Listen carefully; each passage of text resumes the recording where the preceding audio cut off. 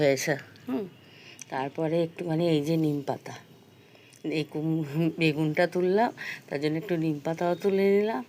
আমার থাক, এগুলো একটা ব্যবহার হয়ে যাবে। বেগুন তুললে নিম পাতা দরকার হয়, জানেন তো। আমার বেগুন দিয়ে নিম পাতা দিয়ে খেলে খুব ভাল লাগে। আর এইগুলো সব গাছপালা দেখেন না, এখন বৃষ্টির মধ্যে যত গাছ বাছিয়ে তুলতে পারছি আর কি বলি। দেখেন না, পুদিনা গাছগুলো দেখেন কি সুন্দর, মানে বড় বড় পাতা হয়েছে, ভাল লাগছে। হ্যাঁ, কিন্তু আবার এক সময় দেখবেন শীতের দিন এলে আবার ছোটো ছোটো পাতা হয়ে যায়, তখনই অসুবিধা হয়ে যায়। সেই পাতাগুলো ব্যবহারও করা খুব একটা যায় না, কেন ছোট্ট ছোট্ট গুড়ি গুড়ি পাতা হয়ে যায় না। আর এখন দেখেন না, কয়েকটা বীজ এইগুলো দিয়েছিলাম, আস্তে আস্তে সব ফুটছে।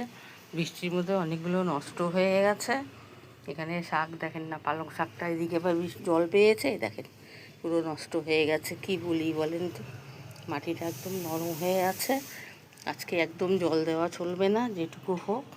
বর্ষার দিনে তো আমরা বাঁচাতে পারি না, গাছপালা খুবই কষ্ট হয়, কিছু করার নেই। কিন্তু ধনে পাতাটা সাইডে রেখেছি বলে একবার খাওয়া হয়ে গেল, দ্বিতীয়বার আবার ধনে পাতাগুলো বসিয়ে দিয়েছি। হ্যাঁ, গাজর কয়েকটা আছে, যা হোক বৃষ্টি বর্ষার মধ্যে।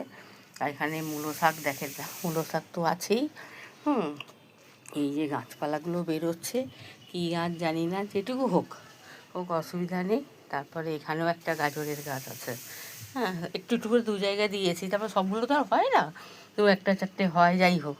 তারপরে এখানেও দেখেন না মূলো শাক দিয়েছি, এদিক ওদিক ছড়িয়ে মরিয়ে করে যেখানে করে বাছিয়ে রাখা যায় এই করে দিয়ে দিলাম, আর ভালোভাবে রাখতে পারি। আর এই যে দেখেন না, লাউ গাছের ডগাটা এত, মানে কি আর বলি, এত সরু হয়ে উঠছে, কি করব নিজেই বুঝতে পারছি না, জানেন তো। দেখেন ডগাগুলো কীভাবে উঠছে। কুমড়ো গাছটা বা ঠিক আছে, দেখেন কুমড়ো গাছটাও বেয়ে দেবো, ওদিকটা একটা কুমড়ো আছে বলে একটা কুমড়ো ফুল হলো আজকে আবার। আর এখানেও দেখেন না, এই গাছগুলো চিচিঙ্গা নাকি ঝিঙে জানি না, না হলে তো কিছু বুঝতে পারবো না। আর এই যে বেয়ে গেছে, আর তার মধ্যে দেখেন এই যে পোকা মাকড় আবি যাবি, এই দেখেন কত পিঁপড়া হয়েছে দেখেন গাছে।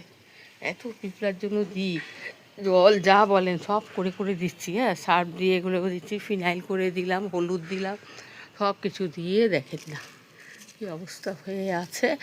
আর কালকে বিকালবেলা এসে দেখলাম একটা পোকা হয়েছিল, সবুজ সবুজ পোকাগুলো হয় তো পাতার মধ্যে ছিল, তা পাতাগুলো ছিঁড়ে ছিঁড়ে অনেকটা ফেলেছি, জানেন তো। আর কিছু পাতা ওরা খেয়েও গেছে। এই যে দেখেন সব পাতাগুলো সব খেয়ে যাচ্ছে, আর কিছু করার নেই, আর কি বলি। আর পুঁই শাকের গাছটা তো ওই যে ডগাগুলো কেটেছি বলে সাইড থেকে একটু বাড়ছে হচ্ছে, ঠিক আছে থাকুক এবার। হ্যাঁ, রাখি, পরে আবার দেখা হবে।